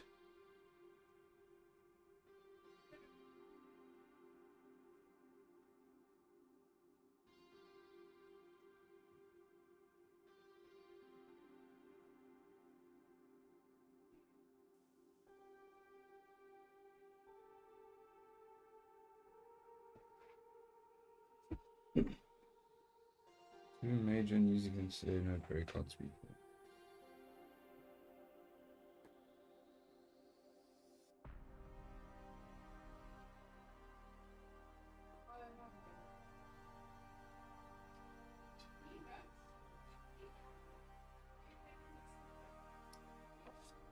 Oh, there's plenty of volume to take advantage of here this morning. Broke last week's lows. We closed below this 1910.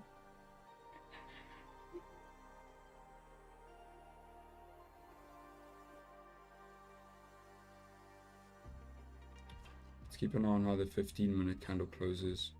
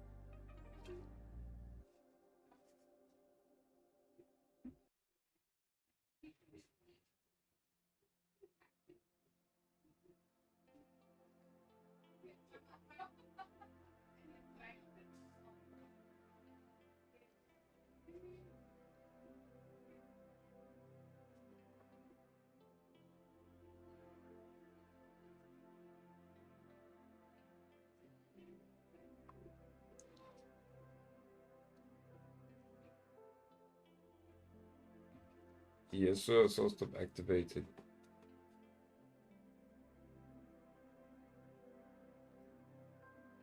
Didn't quite break the low on a random, but looks like it's coming in now.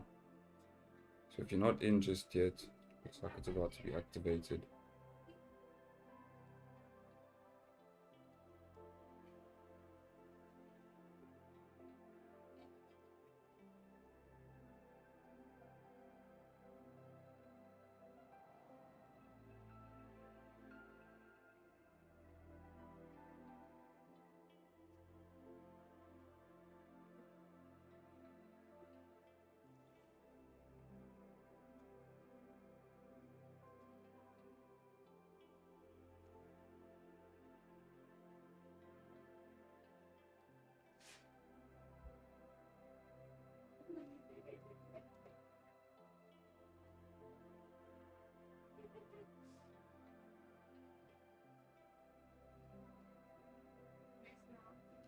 So yeah, if you weren't activated there initially, definitely broke those lows now.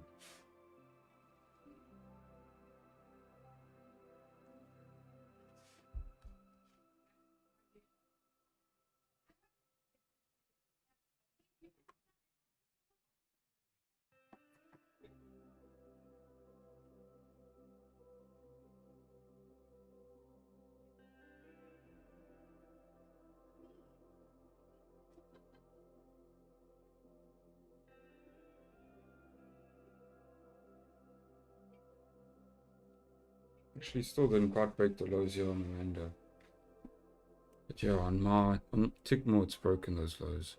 Just.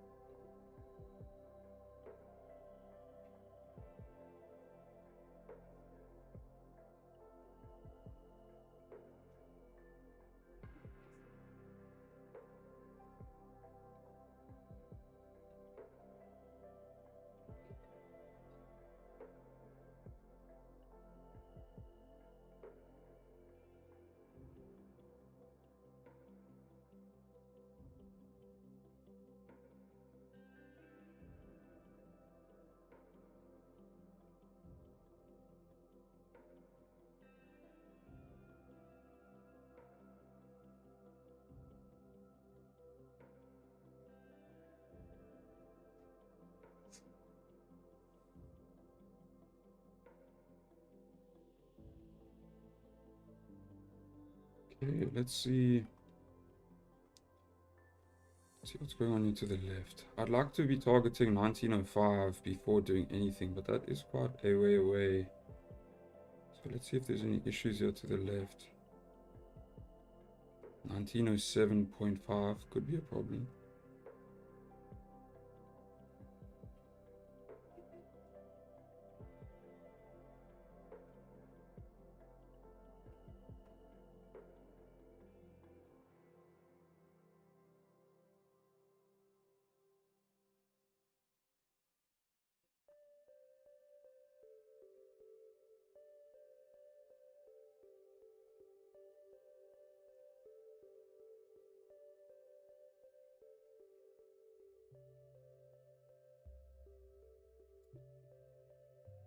Yeah, I think looking to target this wick as the break-even point, 1907.6. Our break-even point.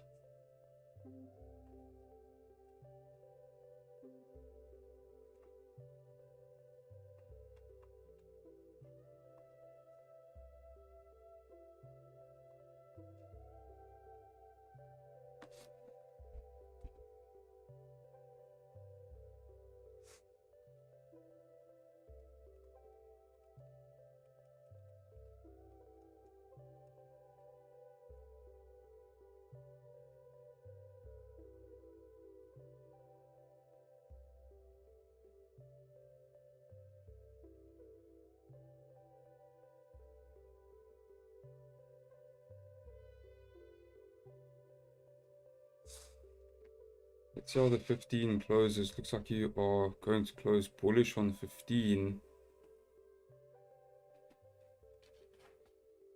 So if we break that previous 15-minute high, I will close out some of my position here.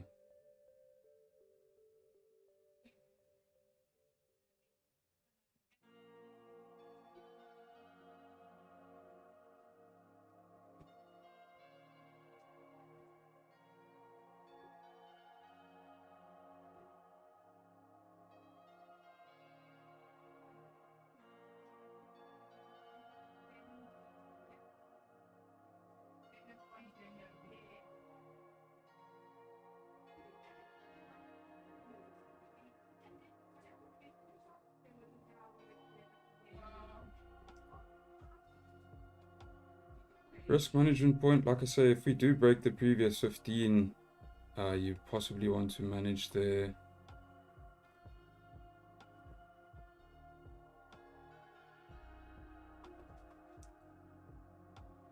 But we're still holding below this 1910.5 level. And we've still got 15 minutes for this 30-minute candle. So if this 30 minutes is going to drive down, it's going to be in this 15 minutes. So as long as we're respecting the previous 15-minute high, we should be alright here.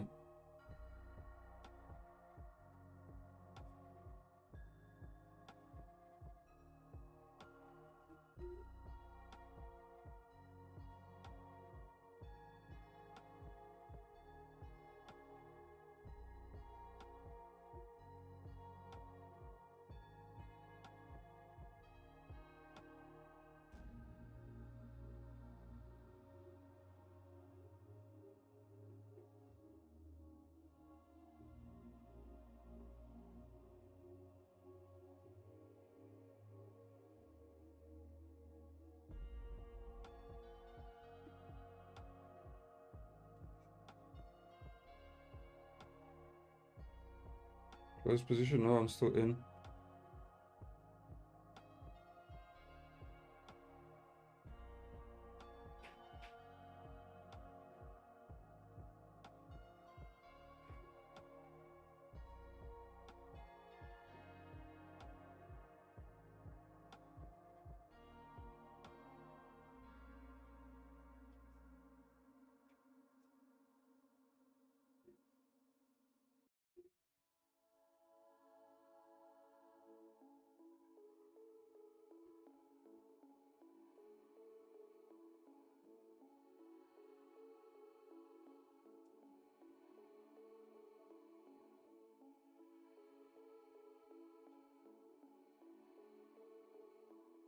Okay, so we're breaking that previous 15-minute high.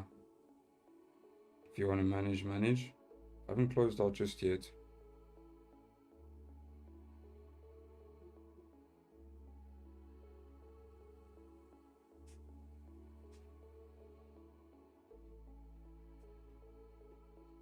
Looking here at my broker, it's pretty much just matched that previous 15 wick.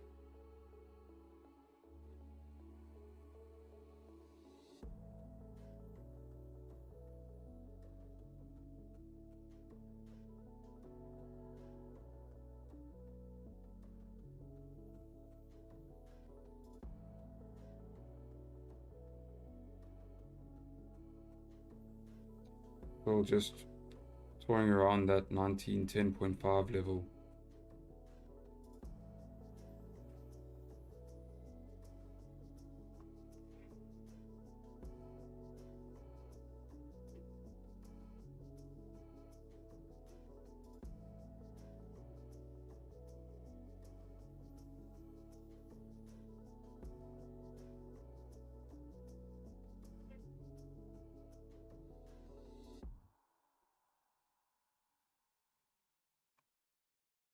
Okay, so I'm going to close 50% right here.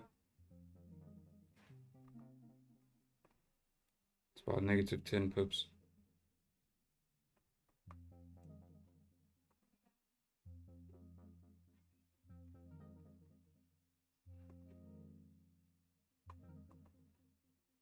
And then let's just monitor the 30.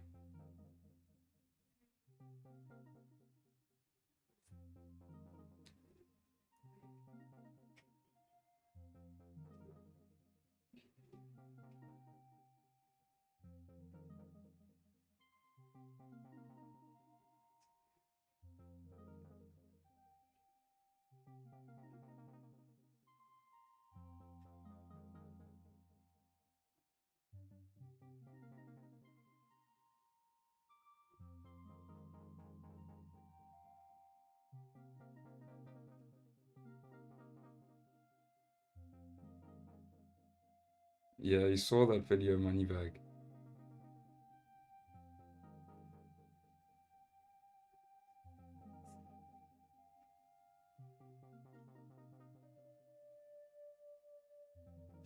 Literally, that's when the economic data is released generally. And even if not, and if you're trading something like gold, you've got COMEX at every day. COMEX every day at 20 past 2.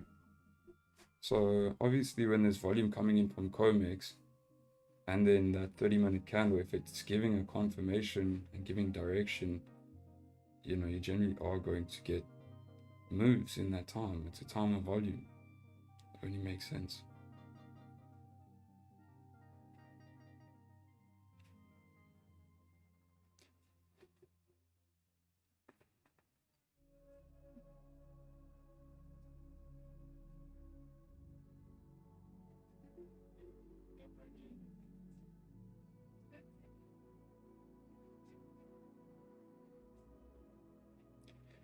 So we broke the high of this 15. If we just so happen to come back down and break the low, I'm going to add back that part of my position. Obviously, that's just personal preference.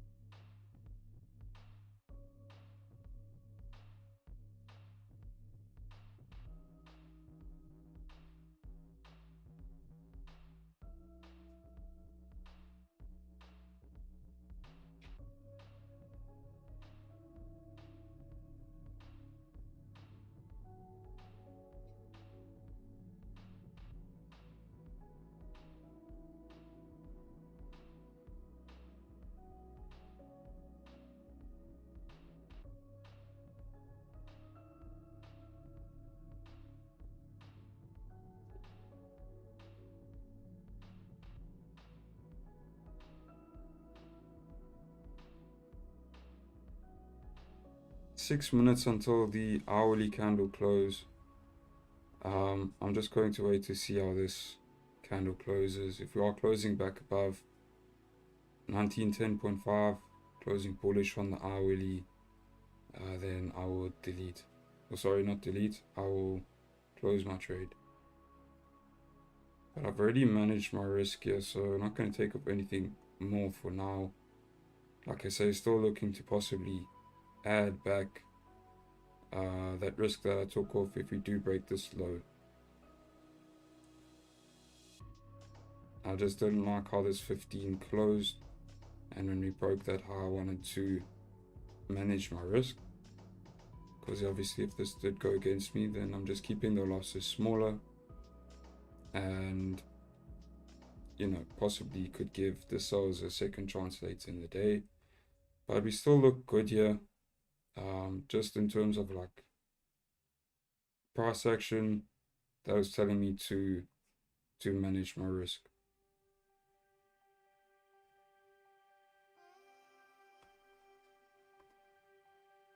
And I think once you break this low, you could most probably use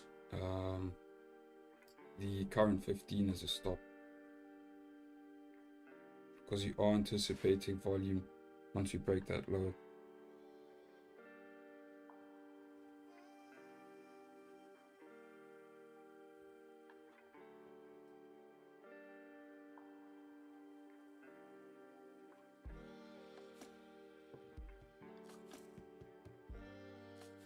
Con, did you know that Elon Musk's hometown is in SA? Yeah, I did.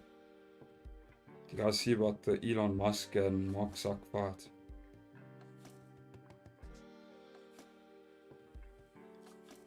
It's crazy. Crazy times.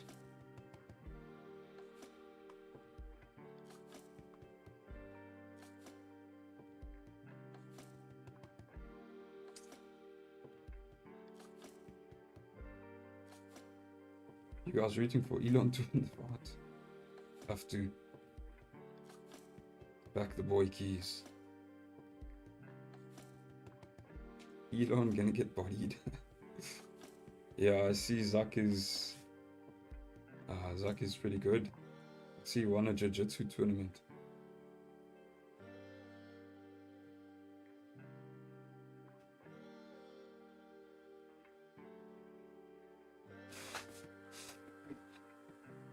Yeah, hell of a thing. I'm sure Elon has some background. I can't remember what it was. I don't know if it was jiu-jitsu as well.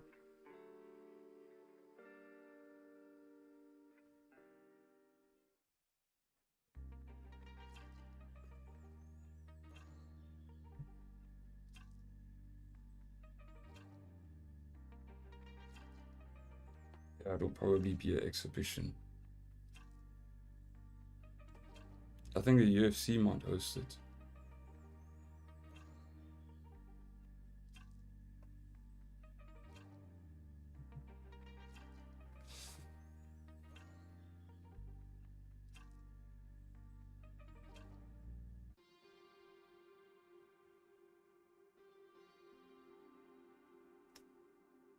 Okay, so 4 minutes until the hourly candle close, and looks like the hourly candle may flip bullish here.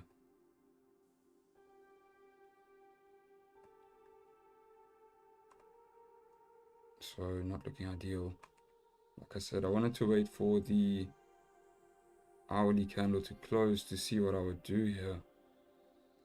But the fact that we're flipping bullish, coming into the close, I'm actually going to close out full here.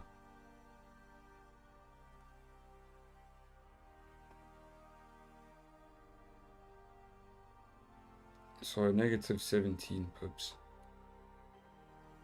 Just not enough volume there. Waited patiently to get some sort of pullback, at least on the 15. We saw that retest of those lows, but just not enough volume, yeah. So still would look for the deeper pullbacks, see if you could get those sells later in the day. Also, you just want to see what's happening with this news. If that news is, going to be good for the dollar, then I could possibly see this range still getting filled later today. Just based off the daily, makes a lot of sense to come down into like 1905, 1902.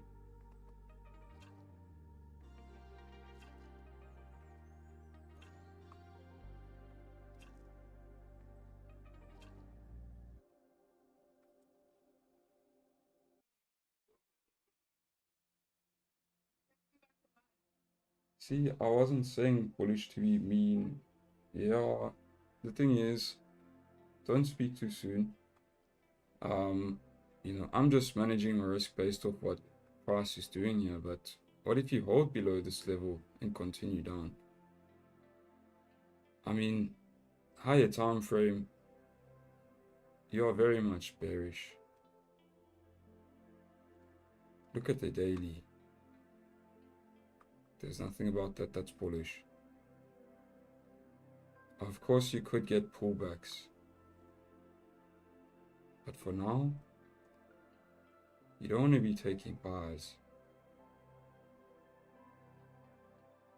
I don't know, I think it's just going to be risky. I did mention that if we don't get clean breaks below 1910, that you may be stuck in this range. You might get deeper pullbacks, which makes sense, but you don't really want to be betting against this trend right now.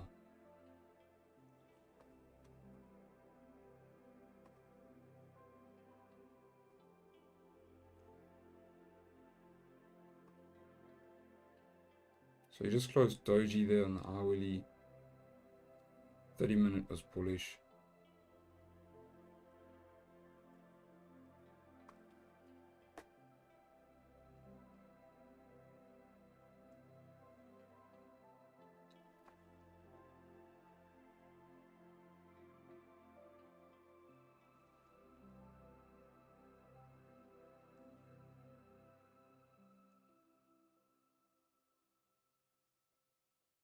Wait for the 4 hour to close.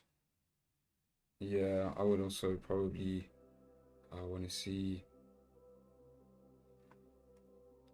I mean, this is looking clean on this 4 hour right now, but yeah, if you do come back into the range, then you are probably chalked. Look at DXY. DXY is bullish, bro.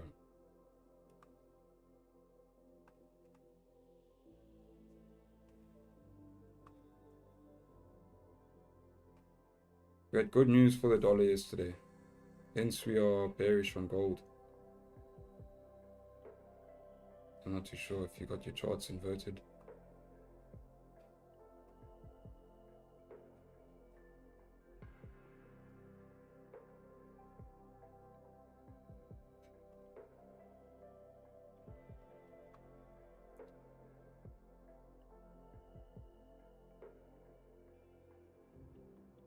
It's a bit tough that you closed back above 1910.5 and that the hourly's closed like that at this level. I think right now the sales on the break of these lows are going to be a little bit riskier, and after taking a loss there, I'd rather wait for New York session, or rather wait for NYSE actually, to see these guys speak, see what the volume's doing in that time. Because I do believe that there's a very high probability based off the daily that we fill this range today. But you don't want to chase this move in London session if you're not getting that volume. So that's gonna be my day, or my morning at least. Still going to be looking for some sort of pullback here, or break below 1910 and retest. So still same trade ideas from me, but I'm gonna call it a morning. Thank you guys for joining, and I will check you tomorrow. Take it easy. Cheers, guys.